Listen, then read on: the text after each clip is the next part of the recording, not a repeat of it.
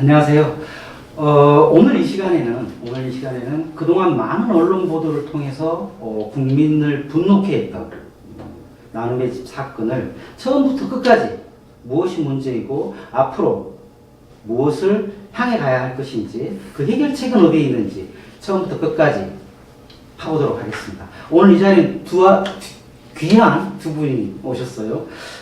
먼저 우리 그 나눔의 집의 김대월 학예실장님 옆자리에 모셨습니다. 안녕하세요. 그리고 그 옆에는 이남재 하천평화의 집 원장님이시고요. 나눔의 집 초기부터 관여를 하셨던 분입니다. 인사하시죠. 네, 안녕하세요. 자, 우선 먼저 말씀드리고자 하는 것은 우리가 그 윤미향 의원과 관련된 정신대 피해 위안부 할머니 문제를 다뤘던 정의기억연대와는 나눔의 집과는 전혀 상관이 없습니다. 즉 운영 주체라든지 방식, 그다음에 인적 구성, 조직 모든 게 다른 문제이기 때문에 이 점을 분명히 시작 전에 말씀을 드립니다. 자, 우리가 보통 나눔의 집 하면 위안부 피해 할머니들의 거주 시설 정도로 우리 대부분 알고 있는데요. 나눔의 집에 대해서 잠깐만 설명을 좀 우리 실장님께서 좀 해주시겠습니다. 나눔의 집은 이제 일본군 위안부 피해자 할머니들의 복지, 생활 안정 등을 이제 원본으로 해서 할머니들의 거주 시설인데요. 그렇게 지금 전국에 신고되신 위안부 피해자 할머니들이 240분인데 그 중에서 한 30여 분이 거쳐가셨던 걸로 알고 있습니다. 그러면 지금 그 나눔의 집은 관리감독이라고 해야 되나요? 어떻게 이제 주체가 대한불교조계종 사회복지법인 나눔의 집이 공식 그 단체명이죠. 네네.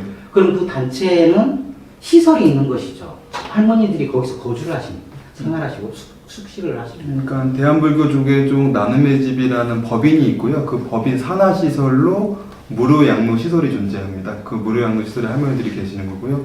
또 다른 산하시설로는 일본군 위안부 역사관이 있습니다. 그렇게 운영되고 있습니다. 그러면 그 나눔의 집 이사회가 있고 그곳 산하에 거주 시설인 생활관이 있고 네. 그리고 이제 역사관. 박물관, 역사관 네. 있고 거기를 총괄하는 것은 그럼 법인 이사회에서 한다라는 거죠? 네, 그렇죠. 법인 이사에서 운영진을 채용을 하고요. 그 운영진이 그 이사진들의 지시에 따라서 관리를 하고 있었습니다. 그럼 그 이사회라는 곳에 굉장한 막강한 권한과 책임이 함께 부여되어 있을 것 같은데요. 네, 그렇죠. 그 구성은 어떻게 되어 있습니까? 이사회는 어떻게 되어 있습니까? 정관의 이사회의 3분의 2 이상은 조계종의 승적을 가진 스님이어야 된다는 규정이 네. 있고요. 그래서 대부분 스님들이시고요. 또 사회 이사분들도 더 스님들이 추천을 해서 오시는 걸로 알고 있습니다. 그 지금 상임 이사분은 언론을 보니까 과거에 조계종 총무원장을 하셨던 송월주 스님. 그 송월주 스님이 이사장이시고요. 이사장이시고. 그 다음에 상임 이사 스님은 지금 동국대 이사장 하시는 성호 스님. 성우 스님이시고. 현 총무원장이신 원행 스님은 거기서 어떤 역할을 하시고? 여기서 박물관 관장도 하시고 그 다음에 상임 이사도 하셨던 걸로 알고 있습니다. 네. 어쨌든 이 조계종의 가장 중요한 보직을 갖고 있거나 중요한 정책에 관여를 하셨던 분들이 지금 거기에 지금 이사직으로 다 들어가 계시네요. 네. 자, 위안부 피해 할머니들 거주 시설이 지금 이렇게 이제 나눔의 집 이렇게 구성이 되어 있는데 그 내부 고발을 하셨죠. 내부 고발을 하셨는데 그게 이제 원래 저도 이제 내부 고발과 관련된 이제 그 단체에 잠깐 운영을 해봤는데 굉장히 어려워요. 내부 고발하기가. 내부에서 빗발친 여론도 있고. 그러나 이제 때로는 이제 그 내부 고발을 하게 되면 그 내부의 여론뿐만 아니라 외부에서도 굉장히 신랄한 비판이 함께 쏟아집니다. 더군다나 지금 우리 교계에서 이루어지고 있는 언론들의 이런 행태들을 보면 굉장히 좀 수준이 위험하다고 해야 될까요? 굉장히 본질이 뒤바뀐 이렇게 지금 논평을 하고 있는데 제가 그 사건에 대해서 조금만 이제 요약을 해드리도록 하겠습니다. 그러니까 나눔의 집이 있고요. 나눔의 집은 정신대 피해 할머니들을 요양 보호 시설로 이렇게 이제 되어 있는데 자, 여기에는 많은 후원자분들이 계셔요. 그죠? 네. 후원자분들도 계시고, 또 방문도 하시죠. 박물관이 있다 보니까 박물관을 보러 오시는 분들이 굉장히 1년에 한 10,000명 정도. 10,000명 정도. 네.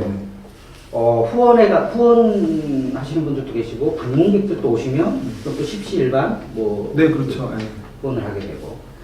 자, 그렇게 모인 금액이 언론을 통해서 이미 다 보도가 되었죠. 지상파뿐만 아니라 신문지상, 탐사보도, 잡지들 다 방송이 되었어요. 근데 그 보면 후원금 계좌에만 65억 있다. 72억으로 알고 72억이 있다. 아하. 그럼 그 72억이라는 돈은 그 후원금 아까 말씀드렸던 후원하신 분들 십시일반하고 오셔서 하시는 분들 네. 그 현금으로 있는 건가요? 그 계좌에 네, 있으니까 현금이죠. 부동산도 따로 있고. 부동산 가치가 언론을 통해서 본 거는 60억 정도 되는 걸로 알고 있습니다. 그럼 그것은 지금 위안부 할머니를 위해서 사용돼야 되는 금액이죠? 그렇죠. 후원이 목적이 피해자 할머니들 위해서 쓰라고 후원을 했고 실제 홈페이지에 가보시면은 일본군 위안부 피해자들의 생활 안정 및 복지 증언 활동을 위한 그래서 뭐 그런 목적으로 후원을 했거든요. 근데 나눔의 집 정관에는 일본군 위안부 피해자에 대한 내용이 없습니다. 그러니까 사회복지사업법상 후원금은 정관에 구속되게 돼 있거든요. 네네. 근데 정관에는 일본군 위안부 피해자들을 위한 사업을 한다는 게 없어요. 역사관만 운영한다는 게 있지. 그 역사관은 또 따로 있거든요. 그러니까 그건 성립이 안 되니까 논외로 하더라도 할머니들을 위해서 써달라는 후원금을 받을 때는 일본군 위안부 피해자들을 위해서 쓰겠다고 하고 받지만 사실상 정관에는 일본군 위안부 피해자들을 위한 사업을 하겠다는 내용이 없습니다. 이 부분은 우리 이남재 원장님께서 이야기를 해주셔야 될 것 같아요. 초창기부터 저희들이 알고 있기로는 92년도인가요? 그 뜻있는 불교계 여러분들이 모여서 그 피해 할머니들 돕기 위한 이런 것들을 한 걸로 알고 있는데 그때도 그런 그러니까 이제 근한 뭐 30년 가까이 네. 그 지난 일을 뭐 다시 이야기하려 하니까 뭐 도저히 기억을 이렇게 좀 더듬어 봐야 되는데요. 그러니까 당시 91년도 이제 8월 14일 날 고 김학순 할머니가 이제 한겨레 신문에 이제 기고를 합니다. 나는 이제 전쟁 피해자고 이렇게 내가 끌려가서 그동안에 이런 성노예 생활을 했다. 그러면서 우리 사회에 이제 최초로 당시 일본군 위안부 피해자라고 하는 사실을 이제 우리 사회에 처음으로 알게 되죠. 그래서 그 뒤에 이제 우리 이제 시민사회학계가 이제 그것을 정확히 알게 되면서 특히 우리 불교 시민사회에서도 그러면 이 일본군 위안부 피해자 할머니들을 어떻게 좀 도울 수 있는 방안이 없겠는가 이런 문제들을 이제 몇몇 이제 스님과 몇몇 이제 재가불처 활동가들이 하게 됩니다. 그래가지고 그해 91년도 이제 가을 무렵부터 겨울 동안에 이런 이제 제방의 스님들을도 좀 찾아다니면서 이분들의 어떻든 좀 뭔가 기거할 수 있는 생활 공간이라든지 특히 이분들이 일본 일제 그 만행에 고통받았던 그런 삶들을 우리 사회에 좀 널리 알리고 어떻든 일본의 저는 만행들에 대해서 좀 세계 갖게 좀 알릴 수 있는 길을 좀 찾아보자 이렇게 해가지고 1992년도 근 봄에 이제 지금은 그 건물이 없어졌습니다만 당시 한국일보의 그 송윤클럽이라고 하는 그 공간이 있었습니다. 그래서 이제 거기서 이제 나눔의 집 설립 추진위원회를 이제 구성을 합니다. 그래서 그때 당시 이제 위원장으로는 이제 정관 스님이 이제 또 참여를 하시게 되고 그래서 이제 그 종단에 이제 당시 그래도 이렇게 그 역사적인 그 시각도 있으시고 그 나름대로 이 문제에 대해서 좀 천착을 해보자라고 하는 스님이 계셨는데 그때 당시 진관 스님, 뭐 지원 스님, 이제 뭐 도관 스님, 이제 그런 분들이 이제 이렇게 같이 발기도를 참여하셨고 그리고 당시 우리 이제 민중불교운동 연합의 이제 그 초창기 분들 지금 뭐 고인이 되셨습니다만은 여익구 선배라든지 그다음에 이제 서동석 또 이제 박준호 선배 또 그다음에 이제 박강희 선배 이제 이런 분들이 이제 많이 좀 했고요. 네. 그러면서 주로 그 일을 이렇게 이제 꿰는 역할, 이제 뭐 우리가 구슬이 선말에도 꿰야 한다고 그러잖아요. 꿰는 역할을 당시 이제 불교 인권이 이제 간사를 했던 혜진 스님이라는 분이 이제 그런 역할을 하게 됩니다. 그래서 실질적으로는 이 혜진 스님이 이제 그런 꿰는 역할을 하면서 그를 조직을 하고 모금 운동을 하고 거처를 알아보고 그렇게 해가지고 그때 당시 모금 운동을 해서 그해 여름에 한 5천에서 6천만 원 정도를 모금합니다. 그런데 이제 그거 가지고는 어떻게 전세를 얻을 수 있는 상황이 안 돼가지고 그러던 차에 통도사의 이제 주지스님이 이제 그 사무실을 방문하셔가지고 여기를 후원을 어떻게 되느냐 그래서 이렇게 계좌로 입금하시면 됩니다. 그런데 익명으로 이제 1억 5천만 원이 입금이 되죠.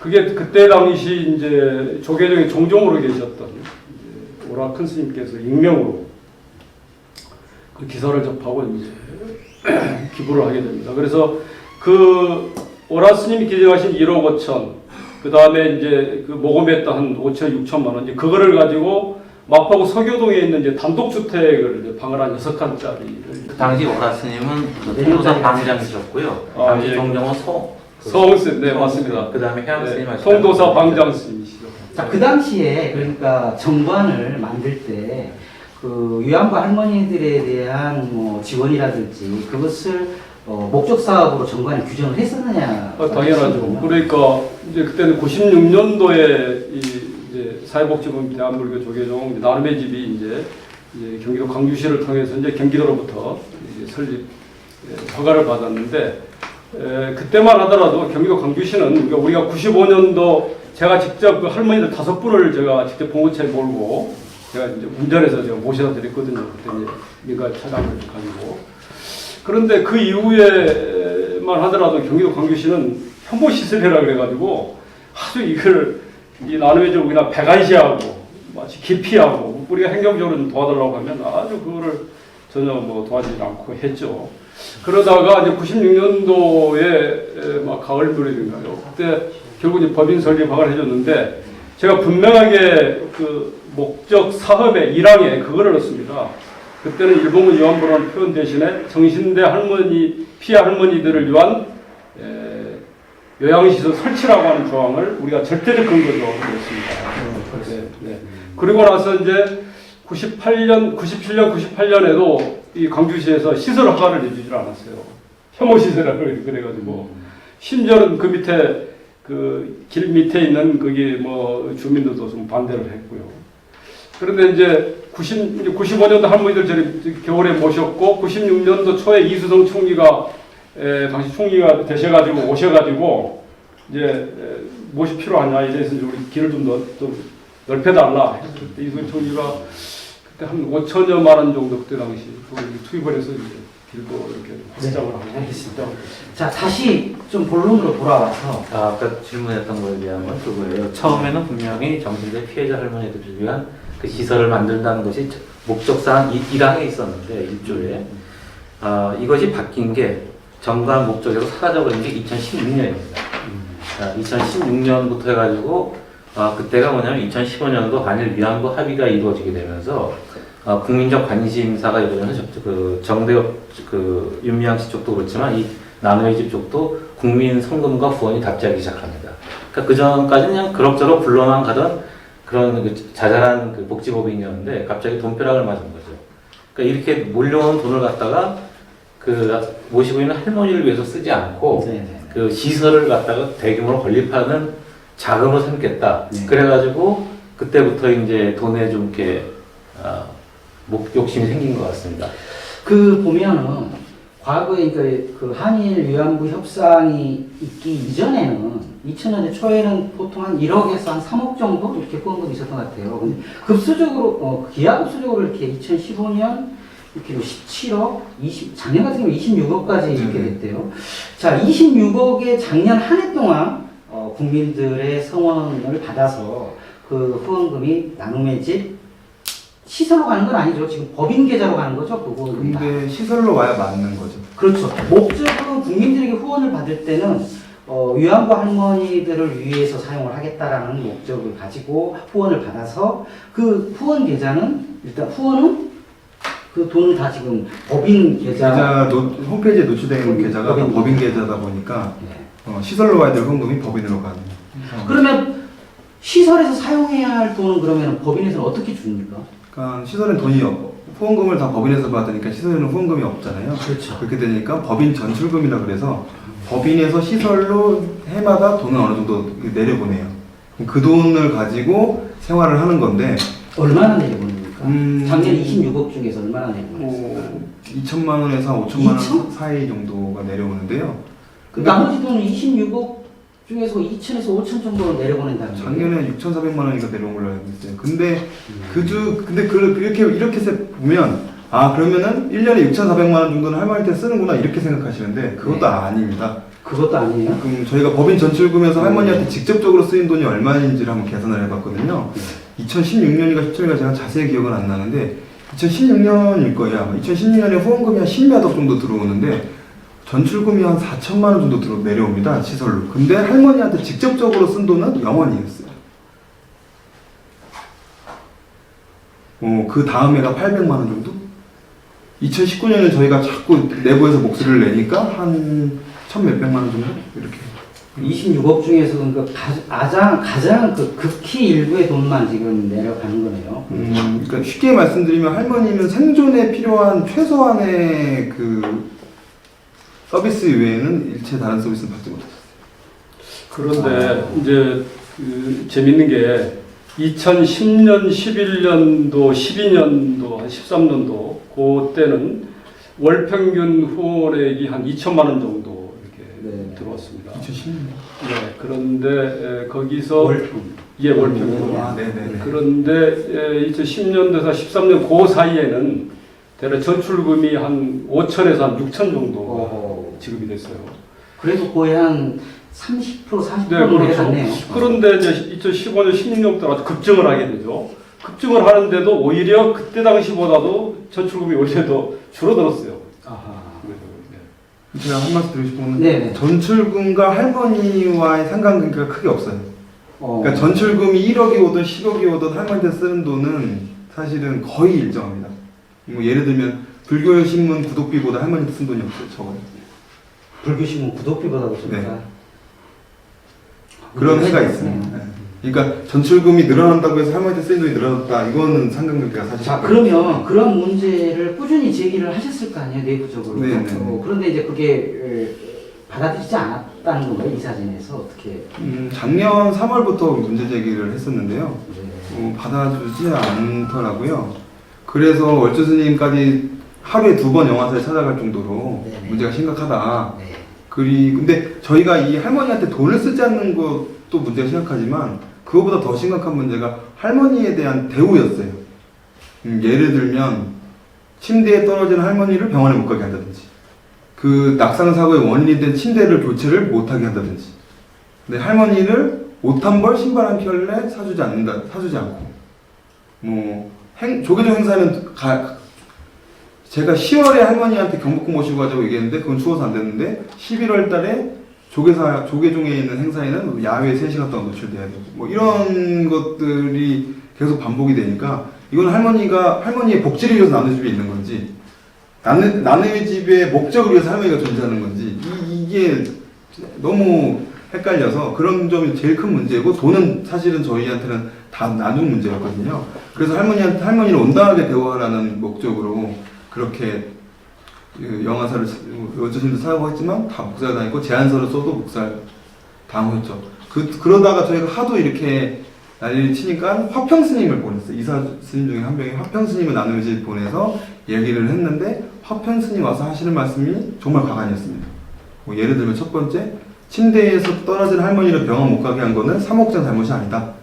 이거는 처음 발견했던 일본인 직원이 그 간호사한테 당시 흉내였거든요. 간호사한테 말하지 않으면 그게 잘못이지 못 가게 이건 보고 체계에 문제가 있는 거지 병원 못 가는 건 잘못이 아니다. 또 이러고 지금 할머니들이 살아 계실 때 할머니들 거주 공간에 대해서 저 돈을 달라 그래 정부가 돈을 준다. 그러니까 지금 그런 데다 예산을 달라고 정말 대기해야 된다. 그리고 또 하나는 내가 후원금으로 땅 사고 건물지라고 미션을 내겠다. 그러니까 당당하게 밝히시기도 하고 또 하나는 뭐 직원들 다 고소하겠다. 자, 우리 김대월 학예실장님은 한 위안부 관련해서 현재 박사 과정을 수료했고요. 논문을 그쪽 관련된 논문을 준비 중에 있습니다. 굉장히 전문가세요. 이야기 종합해보면 결국은 법인 이사회에서는 할머니들에게 돈을 최대한 지급하지 않는 것을 목표로 하고 있네요. 그러니까. 그런데 제가 그럼 초창기 이야기를 안 할 수가 없는데요. 우리가 할머니들을 이제 95년도 12월에 모셔가지고 96년부터 이제 한 2001년도 그 초반까지는 그때만 하더라도 사실은 후원금이 한 달에 한 300에서 500밖에 안 됐습니다. 후원자들도 한 150명에서 한 300명 되었고 방문 후원자까지. 그런데 그 돈으로 사실 한 달에 할머니들에게 월 10만 원씩 드렸고, 그 주식비, 부식비를 썼고, 또 분과금, 또 할머니들 지원 활동, 또 저희들이 그때 이제 병원에 할머니들 모실 때는 이제 큰 병원은 우리가 이제 아산병원에서 이제 당시 정주현 회장이 MOU를 맺어서 할머니들에서 이제 평생 일단 이제 무료 진료를 해주겠다 했는데, 이제 조금 소소한 그런 병에 대해서는 이제 근처 저희들이 병원들을 이제 갈 수밖에 없는데, 그 병원들에서 MOU를 맺어서 할머니 자기 부담금을 좀 면제하는 이제 그런 조치가 해드리고, 또 하나는 저희들이 거기서 할머니들의 이런 그런 성과 관련 이제 트라우마 관련해가지고 저희들이 그 트라우마 완화를 위한 저희들이 프로그램들이 있었어요. 근데 뭐 미술 치료라든지 뭐 음악 치료라든지 심지어는 이제 한글도 가르쳐드리고, 그러면 이제 그런 비용들을 저희들이 300에서 이제 500을 했었고, 특히나 뭐 솔직히 말씀드리면 제가 매주 한 번씩 할머니들 저희들이 외식을 시켜드렸어요. 외식도 시켜드리고, 또 할머니들 뭐 고향 나들이 평안 나들이라고 해서 또 예전 하기도 하고. 그런데 300에서 500 가지고도 저희들이 이렇게 빠듯하게 했는데, 어떻게 그렇게 수많은 후원액이 들어오는데도 그런 초창기였던 그런 기본적인 그러니까 초심을 잃지 일마저도 하지 않았나. 않았는지. 그러니까 초심을 잃지 않았나 이런 생각도 좀 해봅니다. 그 법인 이사회 회의록을 보면 한 스님이 이런 말씀을 해요. 할머니들에게 돈 안 쓴 거 참 잘했다. 그러나 대외적으로 봤을 때 지원하기로, 할머니들에게 지원하기로 한 돈을 안 주는 것에 대한 문제점을 생각해 봤느냐 라고 당시 소장인 안신고 소장에게 이렇게 이사 스님께서 여쭤봅니다. 자, 이건 이 지금 이 나눔의 집에서 굉장히 중요한 핵심 고리라고 생각이 되는데요. 할머니들에게 돈 안 쓰는 참 잘했다. 자, 그러면 그 최고의 의결기구인 이사회 구성원인 이사 스님들이 이런 생각을 갖고 있는데 어떻게 밑에서 소장이나 사무국장이 마음대로 할머니들을 이렇게 모시고 또 병원도 가고 또 맛있는 것도 사드리고, 우리가 일반적으로 봤던 그 상식적인 요양이나 이런 보호를 할 수 있었느냐, 할 수 있었겠느냐, 이런 문제가 있을 수밖에 없죠. 저는 그렇게 좀 생각을 합니다. 그래서 그렇게 돈을 모아서 어디에 쓰겠다라는 것이죠. 뭐 저도 2019년 이사회 영상을 우연히 보게 됐는데요. 거기서 본 내용 중에는 돈을 모아서 호텔식 요양원을 지어야 된다라고 하니까 옆에 있던 분들이 저는 못 들어갑니까? 이렇게 말씀하시더라고요. 그러니까 다 들어올 수 있다. 그러니까 100억 정도를 100명 정도가 80명에서 100명 정도 수용 가는 호텔식 요양원을 지어야 된다. 이렇게 말씀. 그러니까 헌금을 주위에서 써라 이렇게 지시를 하더라고요. 자, 그럼 종합해보면 지금 남아 계신 스님, 아니, 할머니 분들이 몇 분 계시나요? 5명 있습니다. 5분의 평균 연령이 어떻게 되죠? 94세, 5세. 94세, 5세. 그럼 이분들이 다 돌아가시면, 5분 돌아가시면, 이제 나눔의 집은 호텔식 요양원을 짓겠다. 그러면 그걸로 무료로 뭐, 이렇게 독거 노인이나 이런 걸 바꾸는 건가요? 아니면 수익사업인가요? 올해 이렇게 문제가 됐는데도 올해 4월 달에 정관변경 시청을 광주시에 제출을 했어요, 이사회가. 그 정관변경 시청한 보니까 무료를 빼버렸습니다.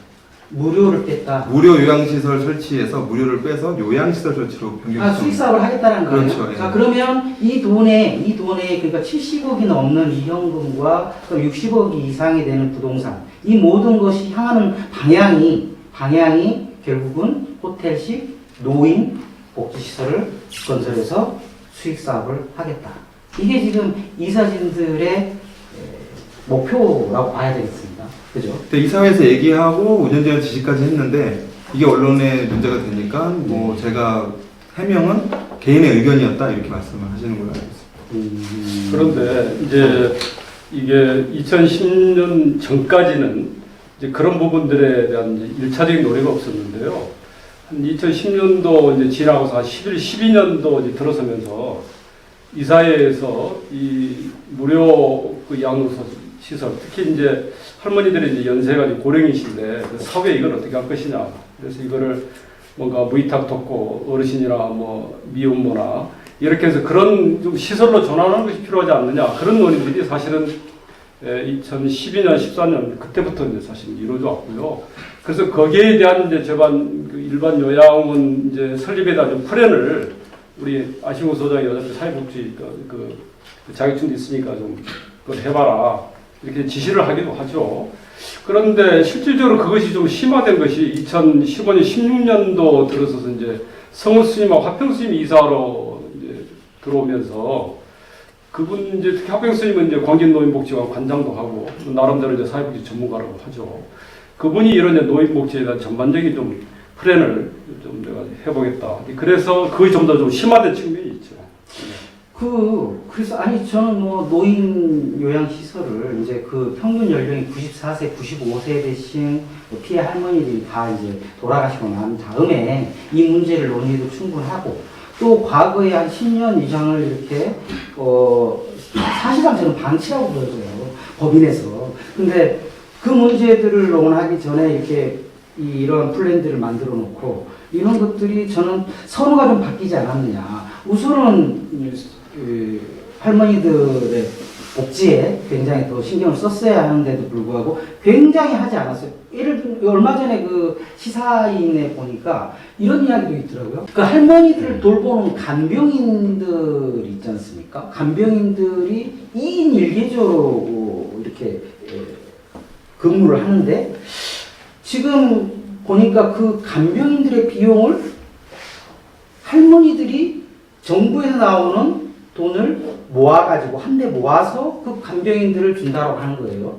그래서 그 간병인들은 그러니까 법인에서 후원금으로 가는 게 아니라 개인에게 나오는 할머니들이 돈을 모아서 간병인들을 2인 1조로 해서 4명이면 교대로 근무를 해야 되기 때문에 한 명당 3명 정도, 3분의 할머니를 모셔야 됩니다. 1인 1 관리가 되지 않는 거예요. 그렇게 지금 돈을 아끼고 있는 거 아닙니까? 그래, 돈 쓰지 마라. 잘했다. 이거 아니에요. 그러니까.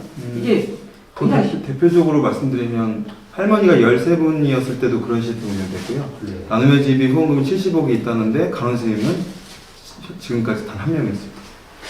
그것뿐만이 아니에요. 그 부동산 매입하는 것도 차명 매입으로 이렇게 했더라고 네. 보니까. 그게 그게 그러니까 거가 이제 상수 보호구역 아니에요. 그렇죠? 그래서 일반적으로 사회복지법인이라고 하더라도 쉽게 이렇게 농지를 이렇게 취득을 하기가 어렵습니다. 매입을 하기가 어려운데 예를 들자면 개인이 금융권으로부터 대출을 받아서 그것을 토지를 매입하고 금융권으로부터 대출받은 돈은 법인에서 후원금으로 나가고 그리고 개인은 다시 증여를 하고 이런 네. 순환으로 이렇게 했더라고요. 거기에 안신건 소장이 근처에 그 광주에 거주하는 이유로 주차장 주로 이렇게 이야기가 나오더라고요. 보니까 자 여기서 안신건 소장님 또 그리고 김종숙 사무국장님 이야기가 많이 나와요. 그분들은 어떤 이렇게 들어온 제가 알기로는 안신건 소장님의 부인 되시는 분이 스님이랑 인연이 있어 들어왔다고 알고 있고요. 네. 그 다음에 김정수 사무국장은 원현 스님이랑 인연이 있어서 다 그런 이제 걸로 의사진가 네. 하나 재밌는 얘기는 서로 싸울 때가 있어요. 둘이 서로 의견이 안 맞을 때. 누구랑요? 안신건 소장이랑 김정수 사무국장이랑 예. 싸울 때 서로 스님을 가지고 예? 나는 원현 스님한테 이르겠다 뭐 이런 걸로 싸우고 아하. 그런 적을 목격한 적이 몇 번 있습니다. 이제 그걸 제가 예, 좀 라인이 있네요. 네, 그 제가 구체적으로 말씀드리면 이제 안신권 소장은 이제 관동대 ROTC 출신입니다. 그래서 당신이 제대를 하고 나서 이제 오갈 데가 없어가지고 당시 그 부인이 우리 성북구에 어디 어린이집 원장을 하고 있었죠. 그래서 이제 아는 스님을 통해서 이제 자기 남편을 이제 데려오죠. 그래서 이제 2000년도 늦가을 무렵에 입사를 하게 되죠. 그래서 그때는 주로 이제 잡담들 행정직 주로 이제 총무 역할을 했고요. 그리고 김정숙 씨는 2001년도에 이제 여름에 들어오는데 당시 제가 이제 법인 사무국장으로 있을 때 이제 들어왔죠. 당시 원행 스님이 이제 저한테 이 김정숙이를 좀 써달라. 그래서 제가 그러면 뭐 제가 학력이나 이런 어떤 전문가적인 그런 자격증이 있느냐고 했더니 뭐 없지만 써보라고 해서 아니 스님 이게 학력도 그렇고 이게 어떤 회계라든지 전반적으로 총무 역할을 하려면 그런 뭐 사회복지 뭐 그런 자격증이라든지 전체적으로 그런 뭐 자격 규정이 돼야 되는데 좀 부족하다 그러니까 써달라고 했죠. 뭐 그래서 저는 분명하게 좀 미흡했고 여러 가지 좀 뭐 문제가 있다고 판단했지만 중요한 것은 그 김정수 씨가 이제 그한 20여 년간 이제 그런 이제 총무 사무국장을 하면서 거의 원행 스님이 원장과 상임이사를 했었죠. 그래서 거의 다 모든 보고 체계가 거의 원행 스님한테 직보를 했습니다. 네. 하나에서 10까지 직보를 하고 지시를 받아서 그렇게 했었죠. 그러니까 이사 스님들의 라인이구나. 라인을 그렇게 증명하면 되겠네요. 근데 그 김정수 사무국장 안심원 소장이 지금 고발되었죠? 네, 혐의가 뭡니까? 횡령 배임 뭐 이런 걸로 했어요. 구체적인 뭐 사안이 있습니까? 어떤 일단 예가 있습니까? 업체 한 업체한테 모든 계약을 나눔이제 모든 공사 계약을 다 몰아줬고요. 김정수 사무국장 같은 경우 둘이요. 둘이서. 네, 황당한 거는 그 업체가 건축 면허가 없어요. 예? 근데 건축 사업을 줍니다. 건축을 수주해요. 그러면 그 업체는 건축 면허가 없으니까 건축 면허가 있는 업체를 수의 계약을 또 계약을 또 하청을 주죠. 그럼 당연히 공사 금액은 올라가게 되고, 네. 그럼 또 그 돈은 또 후원금이 일부 포함되어 있으니까 또 후원금을 또 이렇게 남용하게 되고, 굳이 그렇게 공사질 이유가 없는데도 불구하고 나눔의 집에 제가 아는 대다수의 공사 90% 이상 역사가 1역사관 빼고 거의 대다수의 공사는 다 그런 식으로 뭐 수의 계약을 통해서 이렇게 이루어지는데 그 과정에서 횡령 배임이 있었을 것이라는 수사 요청을 했고 경찰도 어느 정도 혐의가 있는 것으로 판단을 한다고 알고 있고요. 또 김용숙 같은 경우에는 그 직원의 급여 같은 것도 좀 횡령하는 게 나왔어요. 또 회계 처리가 전혀 뭐 그러니까 외화로 현금을 받은 그것들을 회계 처리를 하지 않고 그때 은행에 넣었다고 말을 했지만 사실은 책상 서랍에서 외화 뭉치가 뭐 한 1,000만 원이 넘게 나왔고 현금 뭉치도 나왔고요. 그 다음에 그 일본인 직원이 주 5일을 일해야 되는데 이 사람은 입사할 때부터 주 2, 3일밖에 일을 못하는 걸 알고 입사를 했어요. 근데 월급은 시에서 주 5일치 신청해서 받는 거예요.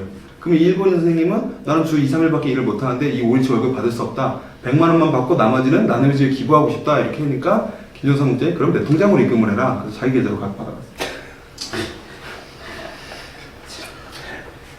그런데 사실은 이 98년도 이제 8월에 역사관이 이제 개관이 되고 나서 사실은 일본 쪽에 그 손님들이 대단히 많이 옵니다. 그래서 일본의 중고등학교 역사 선생님들이 학생들을 데리고 수학여행을 또 많이 왔고요. 또 일본에 우리 나눔의 집을 후원하는 또 그런 후원자들이 일본에 그 단체들이 많았습니다. 그래서 대체적으로 그 후원금을 거의 다 이제 직접 주고 갔죠. 그래서 그런 후원금들이 제가 알기로는 그때 2000년도 그때 초만 하더라도 역사관에 1년 평균 10,000에서 15,000명 정도가 왔었고요. 일본 쪽에 손님들이 대략적으로 한 1,000명에서 1,500명 정도가 왔습니다. 그러면 그런 부분도 다 사실은 김정수 씨가 다 모든 것을 후원금을 다 받고 입출입을 다 했었죠. 네. 그러면 그 부분에 대한 이제 기록 관리가 정확히 됐었냐 이 부분도 분명히 우리가 한번 들여다봐야죠. 아니 기소가 되고 그러면은 그 재판이 진행되고 할 때 법정에 참고인이나 정인으로 두 분 출두하실 준비가 되어 있습니까? 용의가? 네, 저는 있습니다. 안신권 김정숙한테 지금 고소고발이 들어갔는데 이 두 사람이 책임질 수 있는 문제입니까? 아니면 이 두 사람은 하수인에 불과하고 실질적으로 이 건에 대해서 파행 운영이라든가 재정회계의 난맥상에 대해서 책임져야 될 사람이 따로 있는 겁니까? 저는 개인적 생각에는 그런 업체랑 그렇게 수익을 했다는 거는 뭔가 자기들 이익이 있으니까 했다고 상식적으로 생각이 되고요. 근데 이 이익이 과연 이사 스님들한테까지 갔느냐 이거는 모르겠어요. 근데 모르겠지만 이분들이 이렇게 하는 이유가 본인들만의 이익을 위해서 했다고도 좀 생각하기도 좀 한편으로는 좀 어렵기도 하고요. 그리고 제가 아는 이 사람들은 이렇게 강큰 짓을 할 사람들은 아니거든요. 그러니까 나눔의 집의 내부 결제 과정, 의사 결정 과정에서 안신권 김정숙이 결정권을 가지고 있지는 않다고 항상 보고를 해요. 항상 보고를 해요. 그러니까 이제 정확하게 이야기하면 이제 이게 저는 후자 쪽이라고 보는 거고요. 우리가 사회복지법인의 의사결정 구조는 이사회에 있습니다. 이사회에 있고 특히나 특히나 대표이사의 의중이 강하게 작용을 하죠. 그런데 여기는 쉽게 말해서 송월주 대표이사 스님의 상자와 측근으로만 구성되어 있어요. 그러면 송월주 스님의 그런 의중과 말씀 한마디 한마디가 그야말로 그 결정사항인 것이죠. 법인이죠. 그러면 운영진은 그 이사회가 논의하고 결정한 사항에 대해서 그대로 충실히 이행하거나 아니면 알아서 그 사항을 알아서 이렇게 맞춰서 가는 것이죠. 그러니까 저는 이 두 사람이 전적으로 자기 주관적 판단에 의해서 중심을 갖고 결정을 했다. 저는 반드시 그렇게 보지 않습니다. 저희 상식적으로 예컨대 실무자들의 어떤 그 부정이 있었다고 한다면은 법인은 손해를 갖다가 그 보전하기 위해서 이 사람들 형사고발을 해야 돼요. 그래서 책임을 묻고 그들 때문에 피해를 본 어떤 회계를 갖다가 다시 메꾸도록 해야 되거든요. 그러면 법인은 지금 안신건과 김정숙을 고발했습니까? 고발하지 않았고요. 작년 8월에 벌써 이 김종숙의 횡령에 대해서도 그 화평스님한테 말씀을 드렸고요. 또 하나 그 김종숙 사무국장이 그 수의계약을 물어준 업체 대표랑 둘이서 해외여행도 갔다 옵니다. 네. 그것까지도 8월에 얘기를 했거든요. 돈독하네요. 네. 그런데도 불구하고 징계위원회를 꾸리겠다고 말만 하고 징계위원회를 꾸리지 않다가 올해 1월에 김종숙이 횡령을 한 김종숙에 대해서 도망갔거든요. 작년 8월에 횡령이 발견되니까. 근데 안신건 소장이 근로복지공단에다가 산재 신청을 또 해줍니다. 네. 이 사람이 후원금 관리하느라고 팔이 아프다고.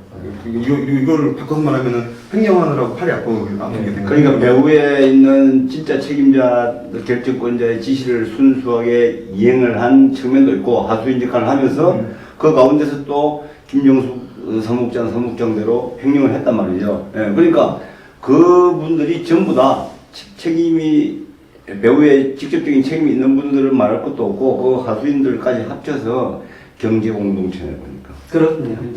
자, 여기까지만 우선 하도록 하겠습니다. 잠시 후에 다시 뵙겠습니다.